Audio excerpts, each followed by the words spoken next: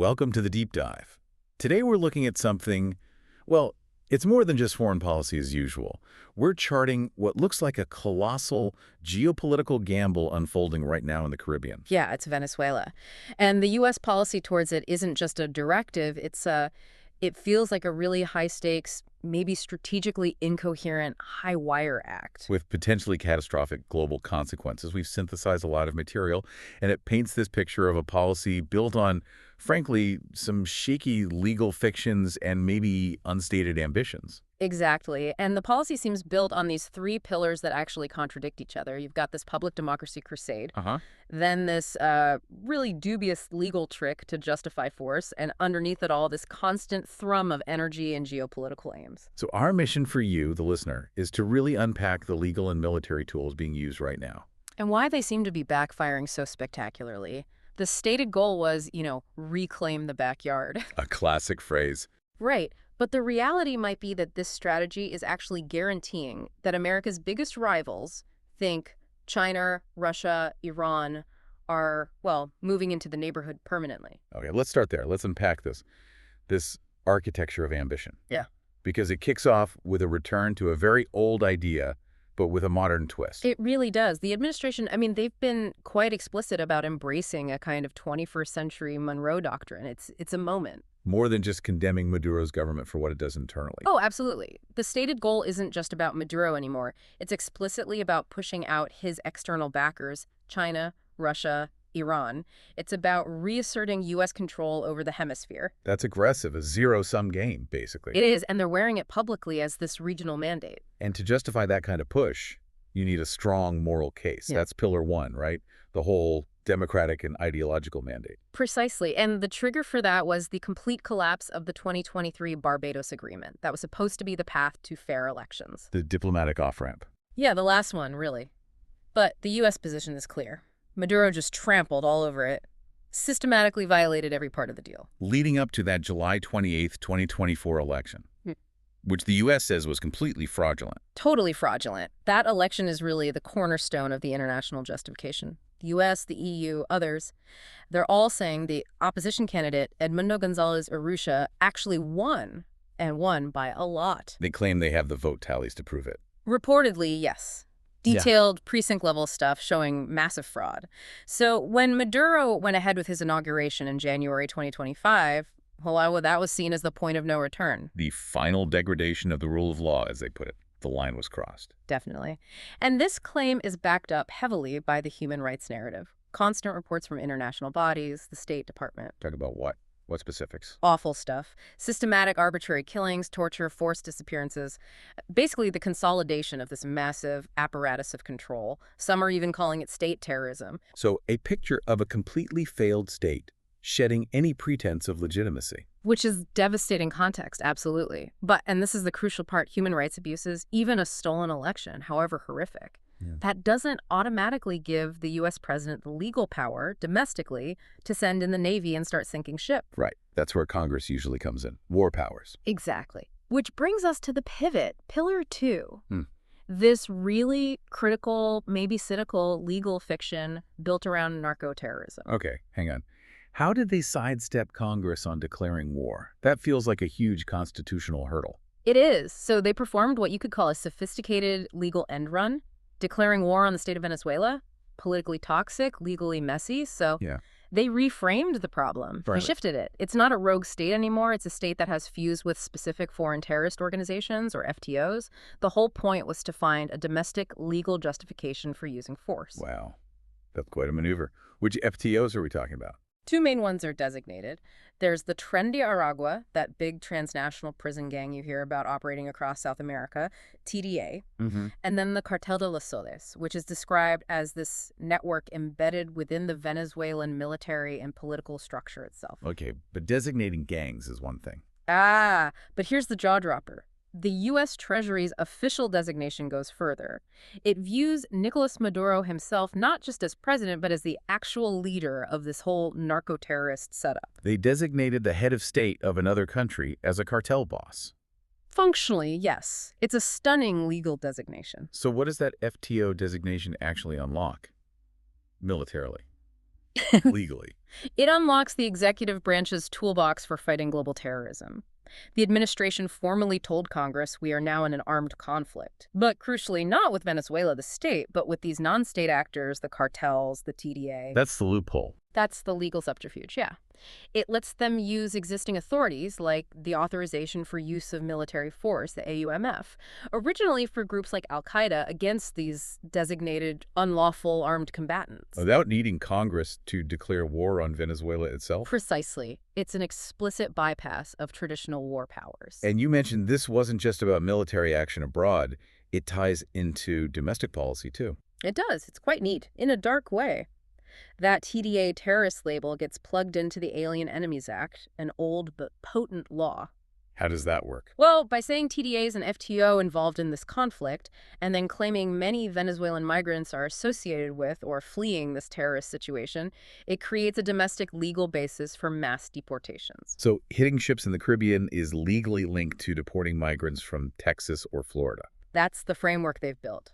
The counterterrorism logic connects foreign military strikes directly to domestic immigration enforcement. The level of strategic calculation there is something else. Which brings us neatly to Pillar 3, the, let's be blunt, cynical calculus around energy and geopolitics. Yeah, you can't talk about Venezuela without talking about oil. World's largest proven reserves. It's been the gravitational center of U.S. policy there for, well, forever. And the stated policy was maximum pressure, revoke oil licenses, choke off the money supply. Right, cut off Maduro's oxygen.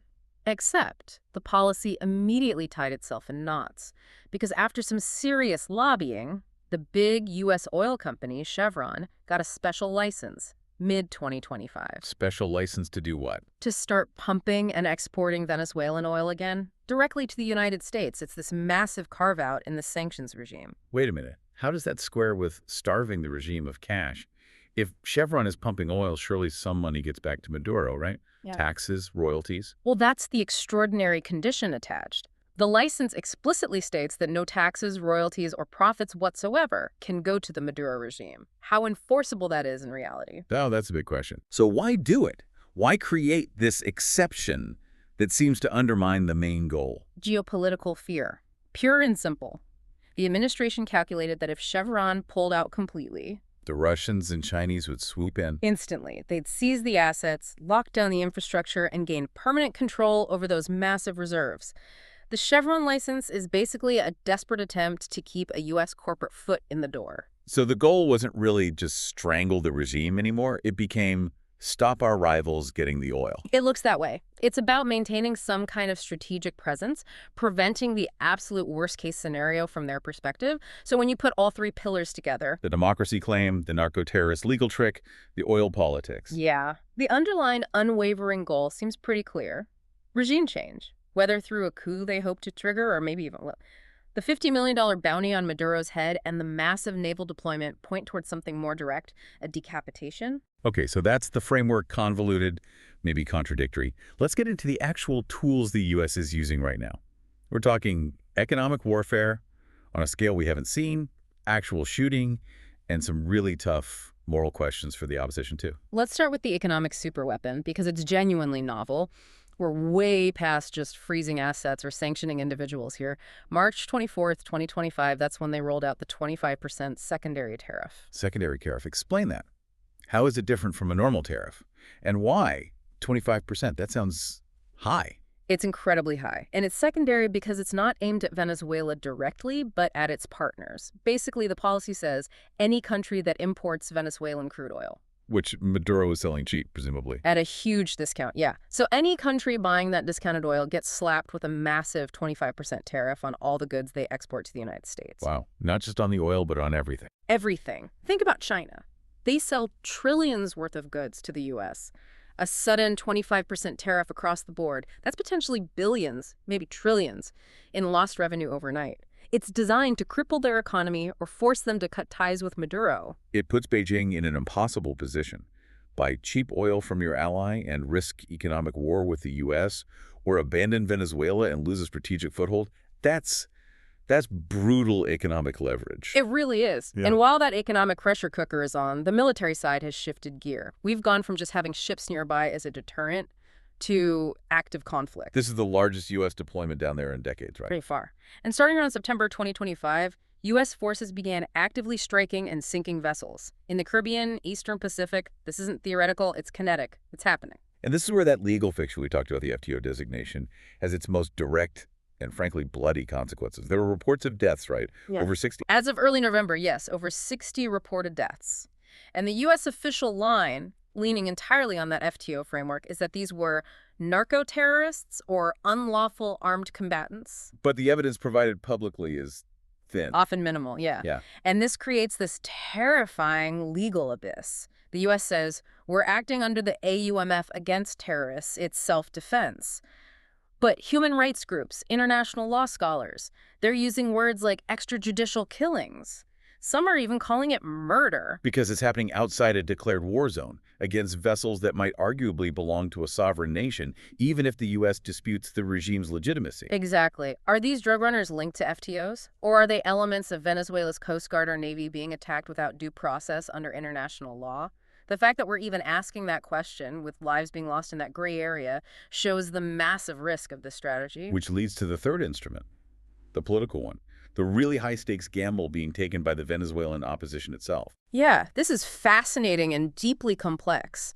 The pressure campaign isn't just a U.S. thing. It's being actively encouraged, even strategically guided, by key opposition figures, most notably Maria Corina Machado. The 2025 Nobel Peace Prize winner. The very same. They seem to have reached a point of sheer desperation. Diplomacy failed, the election was stolen. So they've pivoted dramatically. How so? They've consciously aligned themselves with the hardliners in Washington, meeting with influential figures, pushing a specific narrative to frame the Maduro regime not just as a domestic problem for Venezuelans, but as an existential national security threat to the United States, specifically highlighting the reach of the Tren de Aragua gang into the U.S. They're essentially betting everything on the U.S. taking direct military action. It appears so. They're trying to make intervention seem not just possible, but necessary for U.S. security. That's morally staggering. A pro-democracy movement born out of peaceful resistance, now seemingly embracing military brinkmanship. The calculation is incredibly stark. Analysts have literally said Machado has all but invited Trump to invade. She's endorsing a policy that many legal experts argue violates international law, seeing it as the only path left. So the desperation is such that they're willing to risk a wider conflict, potentially involving U.S. force, as the price for getting rid of Maduro. It seems that way.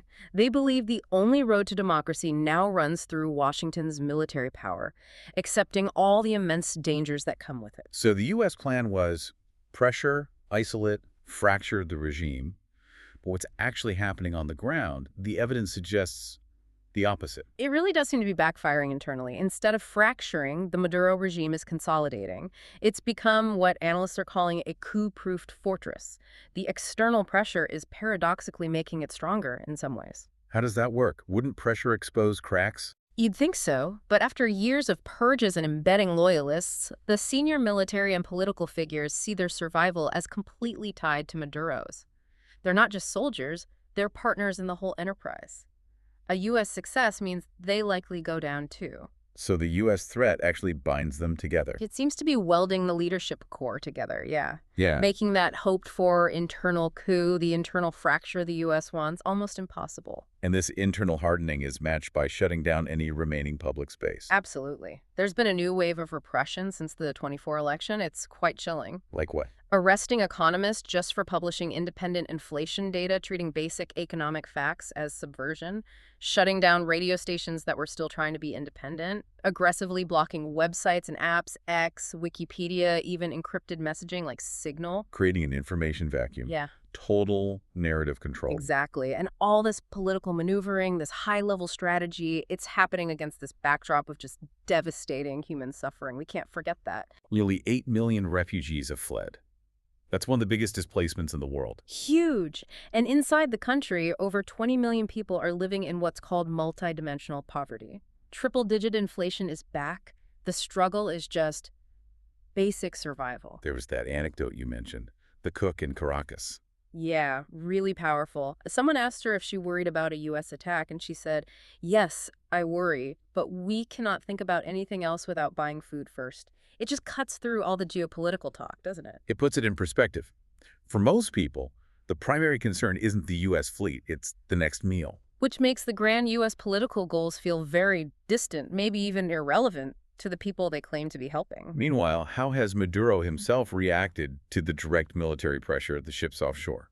He's using it brilliantly for his own internal propaganda. Declared a republic in arms, mobilized supposedly 4.5 million members of the civilian militia. Probably an inflated number, but the message is clear. Deployed Russian anti-aircraft systems. Turning the U.S. presence into proof of an imminent invasion. Exactly. It's the ultimate rally-round-the-flag tool. Look, the Yankees are coming. Unite behind me. It helps him consolidate his base against a visible external enemy. But the biggest backfire, maybe, isn't inside Venezuela, but globally. The goal was push rivals out, but the military pressure has given Maduro the perfect excuse, the perfect justification to formally invite them in. It's accelerating the creation of exactly what the U.S. wanted to prevent, an anti-U.S. military axis right in the Western Hemisphere. And these aren't vague invitations. They're specific, urgent requests for military hardware. Let's start with Russia. Maduro sent a formal request straight to Putin. Needs missile supplies, advanced radar, and crucially urgent repairs and parts for his main fighter jets, the Russian Su-30 Mk2s. His air defense relies on them. And is Russia responding? It looks like it. This coincides with the new strategic partnership treaty coming into force, and there was confirmation of a large Russian Il-76 cargo plane landing recently in Caracas. The speculation is it was carrying exactly those kinds of specialized military parts. It's tangible military integration happening now. Okay, what about China? Similar dynamic. A direct appeal from Maduro to Xi Jinping, asking for expanded military cooperation, faster delivery of Chinese radar systems they'd already ordered. And he's framing the U.S. actions, the tariffs, the naval pressure, as being aimed at China itself. Trying to draw Beijing deeper in, make them defend their investment and their ally. Precisely. And then there's Iran. They're already quite involved, aren't they? Deeply involved. Coordination is ongoing. We know about shipments of Iranian drones, some reportedly with a 1,000-kilometer range. That's significant. That reaches well into the Caribbean. It absolutely does. It covers shipping lanes, potentially U.S. fleet positions. They're also reportedly supplying passive detection gear, GPS scramblers, sophisticated stuff designed to counter U.S. surveillance and targeting. So the net result of maximum pressure is the permanent installation of advanced Russian, Chinese, and Iranian military tech on America's doorstep. It seems to be providing the perfect pretext for exactly that, creating a permanent forward operating base for America's biggest global competitors right here in the hemisphere. A staggering own goal if that was the objective. And while adversaries are moving in, what's happening with U.S. allies in the region? That's the other side of the coin. The unilateral U.S. approach, especially the kinetic strikes, has absolutely shattered key relationships, most dramatically with Colombia. Historically, arguably the most important U.S. strategic partner in South America. Absolutely vital. And the rupture is, wow. Colombian President Gustavo Petro went to the United Nations and gave this blistering speech. He didn't just criticize, he called the U.S. strikes war crimes. And he called for a criminal process against the U.S. president. At the UN, calling for legal action against the U.S. president, that's unprecedented from a major ally. Utterly unprecedented. It's not diplomatic disagreement. It's a fundamental public break over the legality and morality of U.S. actions. And how did the U.S. respond to that? By pouring gasoline on the fire, they imposed personal sanctions on President Petro, his wife, and his interior minister. Sanctioning the sitting president of a major regional ally. Yes. It's a historic, deeply damaging move. It basically freezes high-level relations and sends a chilling message to every other country in the region. Cross us on this and you'll pay. So what about Brazil, the regional heavyweight? Where does Lula stand? Lula's trapped, completely stuck. He's trying to play mediator, calling for calm, for de-escalation, but his ability to be an honest broker is shot. Why? Because the U.S. has also targeted Brazil with massive tariffs, 50% on some goods. So Lula is simultaneously trying to prevent a regional war on his border while negotiating his own country's economic survival against U.S. pressure.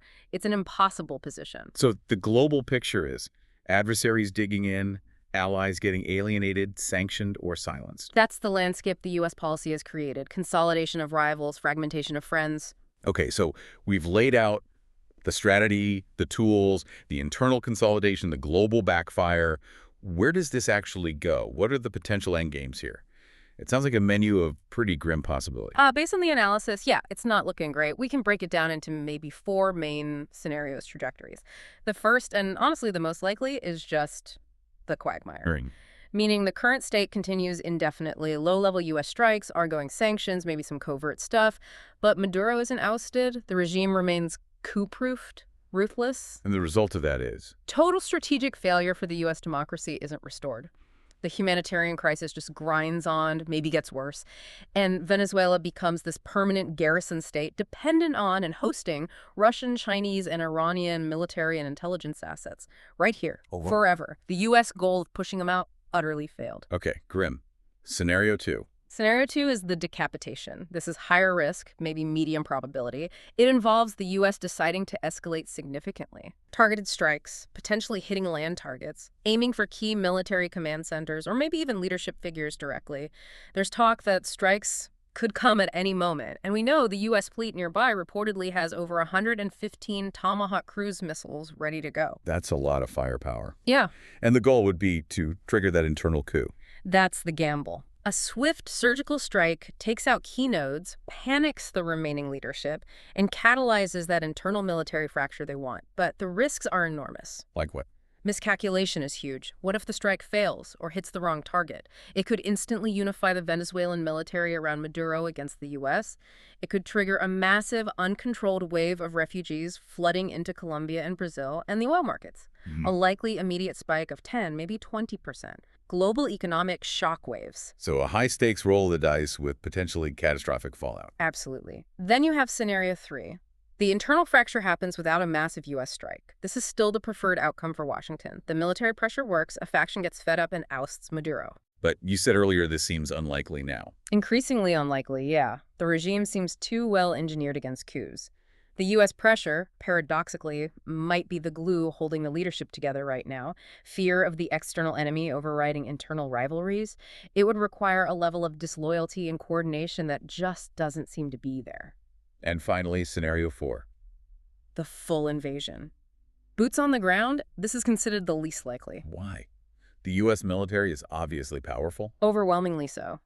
But the current U.S. posture in the region isn't set up for a full-scale land invasion, and crucially, the long-term occupation of a country the size and complexity of Venezuela. It would be incredibly costly, bloody, domestically toxic back home, and guarantee a long, drawn-out insurgency. Military planners apparently don't see it as a viable option right now. So looking at all this, the final assessment really comes back to that word, incoherent. The strategy seems riddled with contradictions. Deeply incoherent. You have democracy goals being pursued through unilateral military actions that alienate the very democratic allies you'd need for any post-Maduro stability. And the economic policy is trying to simultaneously strangle the regime's finances while also keeping a U.S. company pumping its oil to prevent rivals from getting it. It's trying to have it both ways and arguably failing at both. So the lasting legacy, the main outcome of this maximum pressure campaign, seems to be the exact opposite of what was intended. It hasn't isolated Maduro. It has globalized the conflict. It's provided the formal invitation for Russia, China, and Iran to set up shop militarily in the Western Hemisphere. And it has fundamentally broken the U.S. regional alliance system, maybe irrevocably, by targeting key partners like Colombia and Brazil. The U.S. started out trying to reclaim its backyard, using this elaborate, maybe flawed legal justification. And it may have ended up guaranteeing that its biggest global rivals now have permanent homes on the block. It's a really stark example of how ambition, when fused with questionable legal frameworks, can lead to strategic blowback on a massive scale. It's an overwhelming amount to process. A policy designed, at least overtly, to prevent foreign interference seems to have actively invited it in. Which leaves us, and you, the listener, with a final, maybe disturbing thought to mull over. If a superpower like the U.S. can legally redefine a state as a narco-terrorist entity to justify military force outside the normal bounds of war, but that very action ends up strengthening the target regime and embedding global rivals in the region, what does that tell us about the limits of legal power, of legal fiction, when it runs headlong into geopolitical reality? What happens when the law itself becomes the trigger for wider conflict? A profound question indeed. We encourage you to keep digging into these connections and consequences yourself. Thank you for diving deep with us.